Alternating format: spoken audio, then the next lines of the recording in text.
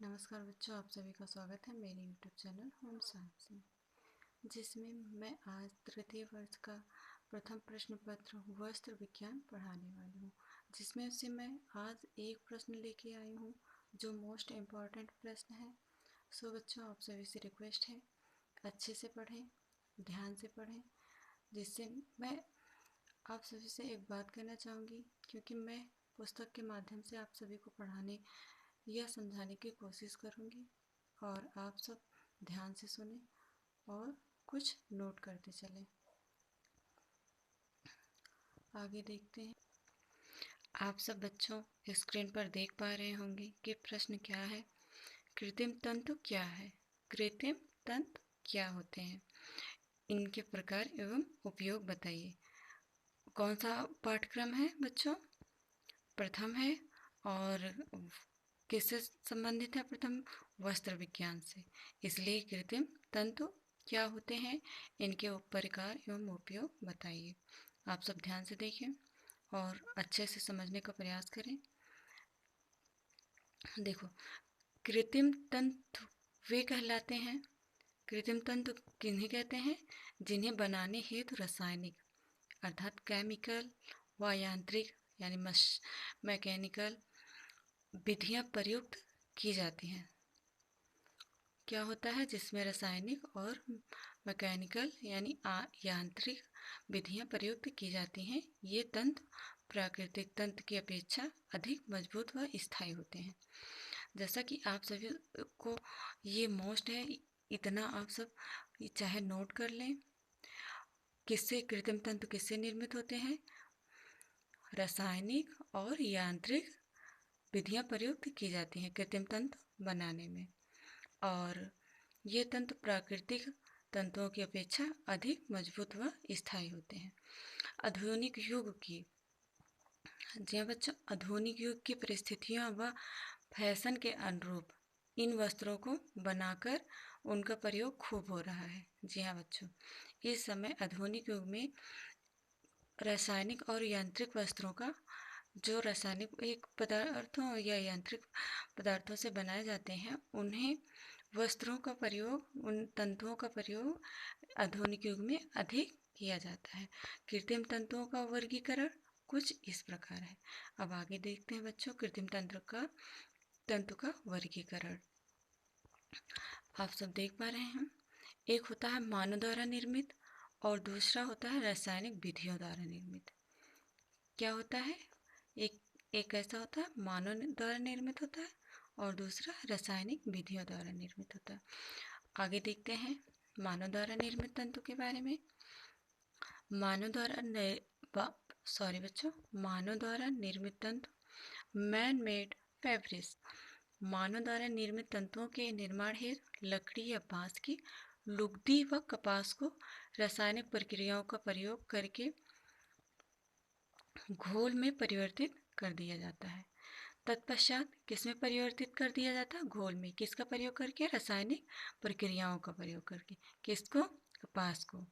तत्पश्चात इस तैयार घोल को बारीक छिद्रों वाले स्पिनरेट से होकर गुजारा जाता है। किससे होकर गुजारा जाता है? स्पिनरेट। इसको याद कर लें, छिद्रों वाले स्पिनरेट से होकर गुजारा जाता है। फलस्वरूप बारीक, अविरल व चमकदार रेशा प्राप्त होता है। इसके फलस्वरूप क्या होता है? अविरल और चमकदार रेशा प्राप्त होता है। इस तंतु को सुखा लिया जाता है। मानवकृत तंतुओं को सम्मिलित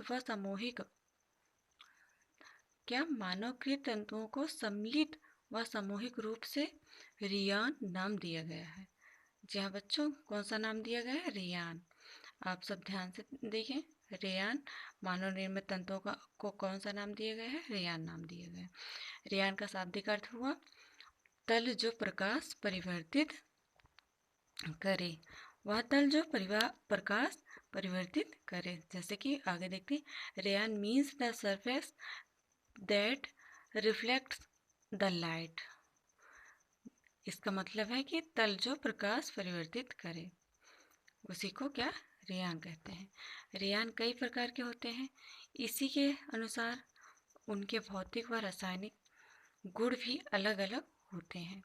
रेयान कितने प्रकार के होते हैं? कई प्रकार के होते हैं। इसके भौतिक और रासायनिक गुण अलग अलग होते हैं। रेयान का वर्गीकरण अलिखित है। अब देखते हैं रेयान का वर्गीकरण। रेयान क्या है? मानव द्वारा निर्मित तंतु है। रेयान को देख पा रहे हैं बच्चों? नाइट्रोसेल्यूलोज रेयान कहते हैं एक है, और दूसरा है विस्कोस रेयान, और तीसरा है कोप्रोमोनियम रेयान। अब नंबर 1 पे नाइट्रोसेल्यूलोज रेयान के बारे में जानते हैं। रेयान निर्माण की यह सर्वाधिक प्राचीन विधि है। यह कौन सी विधि है? सर्वाधिक प्राचीन यानी पुरानी विधि है। सन 1884 ईस्वी में प्रोफेसर जॉर्ज एडमर्स, किसने? प्रोफेसर जॉर्ज एडमर्स ने सर्वप्रथम इस विधि द्वारा रेयान निर्मित किया। सबसे पहले किसने रेयान निर्मित किया? नाइट्रोसेल्यूलोज रेयान में प्रोफेसर जॉर्ज एडमर्स ने। इतना याद कर लें, प्रोफेसर जॉर्ज एडमर्स नाम, जिससे आप बीच में जैसे इसमें लिखा है मोटी हेडिंग या अंडरलाइन करके लिख देंगे तो इससे आपका नंबर अच्छा आएगा। ने सर्वप्रथम इस विधि द्वारा रेयान निर्मित किया। इस विधि से कपास पर नाइट्रिक अम्ल व गंधक के अम्ल की क्रिया करके उसका घोल तैयार कर लिया जाता है। तैयार घोल के गाढ़ेपन को कम करने हेतु उसमें अल्कोहल या ईथर की मात्रा मिलाई जाती है। किसकी मात्रा मिलाई जाती है? अल्कोहल और ईथर की। तब तैयार घोल को बारीक छिद्रों वाले स्पिनरेटर, जैसे कि मैंने पहले ही बताया, स्पिनरेट को अच्छे से याद कर लें। स्पिनरेट को मिलाया जाता है मानव निर्मित तंतुओं में से होकर गुजारा जाता है। ईथर या अल्कोहल वाष्प बनकर उड़ जाती है तथा अविरल धागा बच जाता है। ईथर जो होता है और अल्कोहल ये वाष्प बनकर उड़ जाते हैं, लेकिन अविरल जो धागा होता है वो बच जाता है। प्राप्त धागे को सुखा लिया जाता है। फिर क्या करते हैं बच्चों?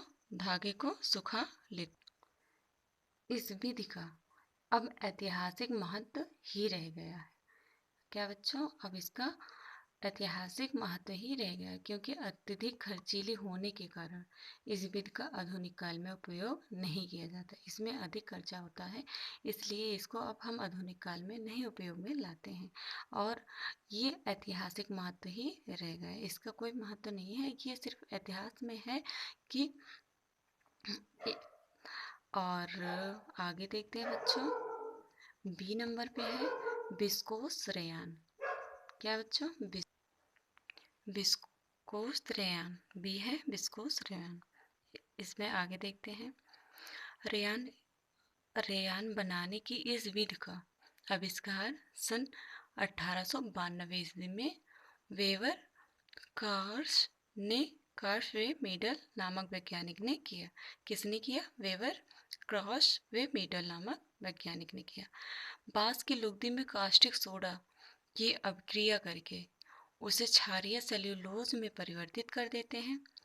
किस में परिवर्तित कर देते हैं? क्षारीय सेल्यूलोज में परिवर्तित कर लेते हैं, और 2 से 3 दिन पश्चात इसमें कार्बन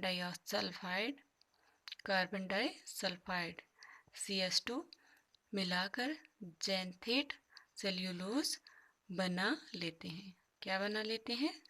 जैंथेट सेल्यूलोज बना लेते हैं। इसे कास्टिक सोडा के पतले घोल में डालकर गाढ़ा होने देते हैं। प्रायः गाढ़े पदार्थ को ही विस्कोस कहते हैं। विस्कोस को जमने पर बारीक छिद्रों वाले स्पिनरेट से होकर गुजरने पर अविरल धागा रेयान प्राप्त होता है। इस विधि से सुंदर वस्त्रों का निर्माण होता है। किसका निर्माण होता है? सुंदर वस्त्रों का निर्माण होता है। नंबर सी है कोप्रोमोनियम रेयान। कौन सा है बच्चों? कोप्रोमोनियम रेयान। कौन से तंतु का हम लोग वर्गीकरण कर रहे हैं? मानव निर्मित तंतुओं का, जिसमें सी नंबर पे हम लोग पढ़ रहे हैं, जिसमें से पहला था रेयान। आगे देखते हैं, इस विधि का सर्वप्रथम प्रयोग सन 1890 ईस्वी में फ्रांस के वैज्ञानिक LS देसापीसज द्वारा किया गया। किसके द्वारा पेश किया गया? देसा फीसज द्वारा किया गया। इस विधि से कपास की पट्टियों को कच्चे माल के रूप में प्रयुक्त किया जाता है। इस विधि से कपास की पट्टियों को कच्चे माल के रूप में प्रयुक्त किया जाता है। इनको कास्टिक सोडा में घोलकर उसमें कॉपर सल्फेट व अमोनियम हाइड्रोक्साइड की कुछ मात्रा डाली जाती है। किसकी मात्रा डाली जाती है? कॉपर सल्फेट और अमोनियम हाइड्रोक्साइड की मात्रा डाली जाती है। द्रव्य के जमने पर उसे स्पिनरेट से होकर गुजारा जाता है, फलस्वरूप धागा प्राप्त होता है।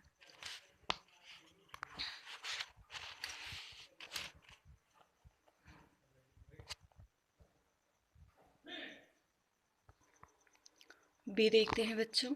आगे आप सबको पता है, पहले आपने देखा ए में मानव द्वारा निर्मित तंतु। अब रासायनिक विधियों के द्वारा निर्मित तंतु पढ़ते हैं, जिसमें से रासायनिक तंतुओं का निर्माण करने हेतु अनेक रासायनिक पदार्थों का उपयोग करके उस पर रासायनिक अभिक्रियाएं की जाती हैं। क्या किया जाता है? रासायनिक अभिक्रियाएं की जाती हैं। किस पर किया जाता है? रासायनिक तंतुओं के निर्माण पर। अब आगे देखते हैं, उपर्युक्त रासायनिक क्रियाओं के फलस्वरूप नायलॉन लवण, नायलॉन साल्ट, इंग्लिश में क्या बोलेंगे? नायलॉन साल्ट प्राप्त होते हैं, जिसे फ्लैक्स में काटकर पिघलाकर महीन छिद्रों वाली स्पिनिरेट से होकर गुजारा जाता है। जैसे कि आप सभी को पता है, मनोनिर्मित में भी किससे गुजारा जाता है? स्पिनिरेट से गुजारा जाता है, और रासायनिक विधियों में भी किससे गुजारा जाता है? स्पिनिरेट से गुजारा जाता है। सूखने के बाद ये रेसे गुजारा जाता है। स्पिनिरेट से निकलने के बाद यह घोल पतले, चमकीले व अविरल धागे का रूप ले लेते हैं। सूखने के बाद ये रेसे वस्त्रोपयोगी कार्यों में प्रयुक्त किए जाते हैं। इन तंतुओं का इच्छित आकार व आकृति का कृत्रिम विधि से ताप देकर बना लिया जाता है। इसलिए ऐसे तंतु ताप शून्यमय तंतु कहलाते हैं। क्या कहलाते हैं? ताप शून्यमय तंतु, या इंग्लिश में बोले तो थर्मोप्लास्टिक फैब्रिक कहलाते हैं। रासायनिक विधि द्वारा निर्मित इन तंतुओं ने वस्त्र उद्योग में क्रांति सी ला दी। ये तंतु जो रासायनिक विधि द्वारा निर्मित हुए थे, ये वस्त्र उद्योग में, अर्थात वस्त्रों के उद्योग में क्या लाए? क्रांति लाए, जिससे जब से इनका उत्पादन शुरू हुआ, वस्त्र उद्योग व वस्त्र विज्ञान की परिभाषा विस्तृत हो गई। इनके उद्योग से वस्त्र विज्ञान की परिभाषा विस्तृत या बहुत बड़ी हो गई। जादुई गुणों के कारण इन तंतुओं को जादुई रेशा भी कहते हैं। ये मोस्ट है बच्चों, अंडरलाइन कर लेना। जादुई रेशा भी कहते हैं। किसके कारण? जादुई गुणों के कारण। इन तंतुओं को आसानी से धोया व सुखाया जा सकता है। परिसज्जा इस्त्री की भी विशेष आवश्यकता नहीं पड़ती है। वस्त्रों पर किसी प्रकार की सिकुड़न नहीं आती है। वस्त्रों पर लगे दाग धब्बे भी आसानी से छुड़ाए जा सकते हैं। यह जिस आकृति व आकार हेतु बनाए जाते हैं, उसी रूप व आकार के अनुसार फिट बैठते हैं। कृत्रिम तंतुओं को छोटे तंतुओं के रूप में बनाकर फिर उन्हें काटकर ऊनी कपड़ों का सा भ्रम पैदा किया जा सकता है। कृत्रिम तंतु के बने वस्त्र विभिन्न कार्डिगन, स्वेटर, जर्सी, स्लैक्स, मोजे आदि बनाने में प्रयोग किए जाते हैं। कृत्रिम तंतु के जो वस्त्र होते हैं, कौन कौन से? कार्डिगन, स्वेटर, जर्सी, स्लैक्स, मोजे आदि बनाने में प्रयोग किए जाते हैं। आधुनिक समय में इनकी लोकप्रियता के कारण, वर्तमान काल में, प्रेजेंट टाइम में इनकी लोकप्रियता के कारण नित्य ही नवीन रासायनिक तंतुओं का प्रयोग किया जा रहा है। प्रमुख रासायनिक तंतु निम्नलिखित हैं। अब आगे देखते हैं बच्चों, रासायनिक तंतु कौन कौन से हैं। नायलॉन, और मानव निर्मित तंतु कौन था? रेयान था। नायलॉन फर्स्ट है। नायलॉन इस तंतु की खोज सर्वप्रथम सन 1838 में किस सन में? सन 1838 में कहाँ पे? न्यूयॉर्क को की डिपोस्ट कंपनी के द्वारा डॉक्टर कैरोथर्स ने की। किसने की? डॉक्टर कैरोथर्स ने की। नायलॉन एक बहुलक रेशा, क्या? बहुलक रेशा है।